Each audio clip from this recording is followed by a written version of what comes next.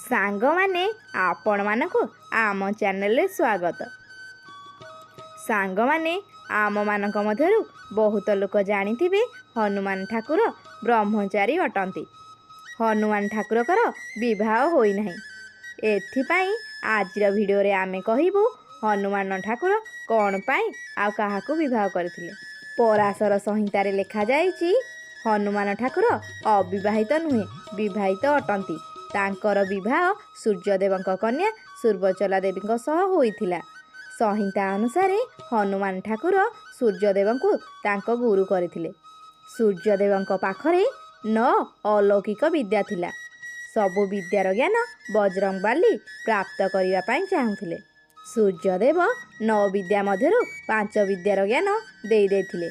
ହେଲେ ଶେଷ 4 ବିଦ୍ୟାର ପାଇଁ ସୂର୍ଯ୍ୟଦେବଙ୍କ ପାଖରେ ସଙ୍କଟ ଛିଡ଼ା ହେଲା। ଶେଷ 4 ବିଦ୍ୟାର ଜ୍ଞାନ ସେହି ଶିଷ୍ୟଙ୍କୁ ଦିଆଯିବ ଯିଏ ବିବାହିତ ହୋଇଥିବେ। ହନୁମାନ ଠାକୁର ବାଲ ବ୍ରହ୍ମଚାରୀ ଅଟନ୍ତି।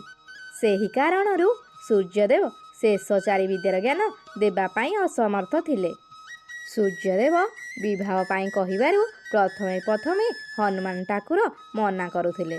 ହେଲେ ଶେଷ 4 ବିଦ୍ୟାର ଜ୍ଞାନ ପାଇବାର ଥିଲା, ପରନ୍ତୁ ହନୁମାନ ବିବାହ ପାଇଁ ହଁ କରିଥିଲେ। ଯେବେ ହନୁମାନ ଠାକୁର ବିବାହ ପାଇଁ ରାଜି ହୋଇଗଲେ, ତାଙ୍କ ପାଇଁ କନ୍ୟା ଖୋଜାଗଲା। ସୂର୍ଯ୍ୟଦେବଙ୍କ ପୁତ୍ରୀ ସୁର୍ବଚଲା। ସୂର୍ଯ୍ୟଦେବ ହନୁମାନଙ୍କୁ କହିଲେ, ସୁର୍ବଚଲା ପରମ ତପସ୍ୱୀ ଆଉ ତେଜସ୍ୱୀ ଅଟନ୍ତି। ତାଙ୍କର ତେଜ ତମେ ହିଁ ସହ୍ୟ କରିପାରିବ। ଆଉ କହିଲେ ସୁର୍ବଚଲାକୁ ବିବାହ କରିବା ପରେ ଶେଷ 4 ବିଦ୍ୟାର ଜ୍ଞାନ ପ୍ରାପ୍ତ କରିବେ। ସୂର୍ଯ୍ୟଦେବ ଶେଷରେ ଏହା କହିଲେ, ସୁର୍ବଚଲାଙ୍କ ସହ ବିବାହ ପରେ ବି ସେ ସର୍ବଦା ବାଲ ବ୍ରହ୍ମଚାରୀ ରହିବେ। କ'ଣ ପାଇଁ ନା ବିବାହ ପରେ ବି ସୁର୍ବଚଲା ପୁଣି ତପସ୍ୟା କରିବା ପାଇଁ ଚାଲିଗଲେ। ସାଙ୍ଗମାନେ ହନୁମାନ ଠାକୁର ଆଉ ତାଙ୍କ ପତ୍ନୀ ସୁର୍ବଚଲାଙ୍କ ମନ୍ଦିର ତେଲେଙ୍ଗାନାର ଖମ୍ମାମ ଜିଲ୍ଲାରେ ଅଛି। ଏହା ଗୋଟିଏ ପ୍ରାଚୀନ ମନ୍ଦିର ଅଟେ।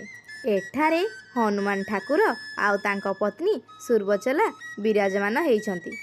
ଏଠାରେ ମାନ୍ୟତା ଅଛି, ଯିଏ ବି ହନୁମାନ ଠାକୁର ଆଉ ତାଙ୍କ ପତ୍ନୀଙ୍କୁ ଦର୍ଶନ କରନ୍ତି, ସେହି ଭକ୍ତଙ୍କର ବୈବାହିକ ଜୀବନ ସବୁ କଷ୍ଟ ଦୂର ହୋଇଯାଏ ଆଉ ପତି ପତ୍ନୀ ମଧ୍ୟରେ ପ୍ରେମ ବଜାୟ ରହେ।